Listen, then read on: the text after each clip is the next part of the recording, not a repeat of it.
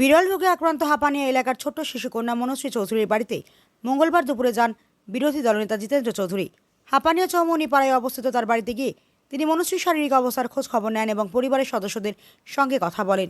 এ সময় তার সঙ্গে উপস্থিত ছিলেন সিপিআইএমের কেন্দ্রীয় কমিটির সদস্য কৃষ্ণ রক্ষিত, পশ্চিম জেলা কমিটির সম্পাদক রতন দাস, ডুগলি মহকুমা কমিটির সম্পাদক সমর চক্রবর্তী, ডিওয়াইএফআই রাজ্য কমিটির সম্পাদক নবারুণ দেব সহ দলের অন্যান্য নেতৃবৃন্দ মনশ্রীর মা ও পরিবারের সদস্যদের সঙ্গে কথা বলে তাদের পাশে থাকার আশ্বাস দেন। পাশাপাশি শিশুটির চিকিৎসার জন্য দলীয়ভাবে এবং ব্যক্তিগত উদ্যোগে যতটা সম্ভব সহযোগিতা করার প্রতিশ্রুতিও দেন। আগরতলা প্রতিনিধি রিপোর্ট, প্রতিদিন ত্রিপুরা।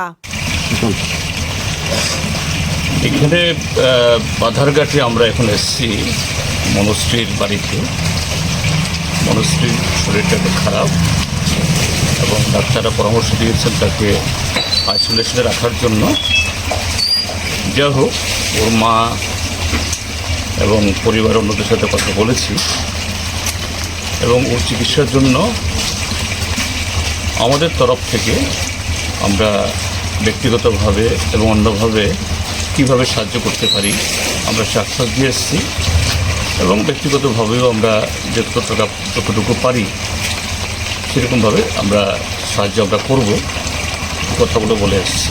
আমাদের সকলেরই দৃঢ় বিশ্বাস যে মনশ্রী ত্রিপুরার যে সমস্ত অংশ মানুষের সহযোগিতায় দ্রুত এই রোগ মুক্ত হবে এবং সুন্দর জীবন সে পাবে, দীর্ঘায়ু হবে।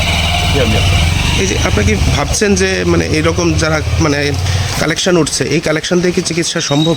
আমি তো এখানে যখন এই যে কতক্ষণ আছি অসংখ্য মানুষ আমি দেখছি, বিভিন্ন সমাজের বিভিন্ন অংশের মানুষের আগমন দেখছি এবং অনেকেই নানাভাবে তারা সহযোগিতার হাত বাড়িয়ে দিচ্ছেন।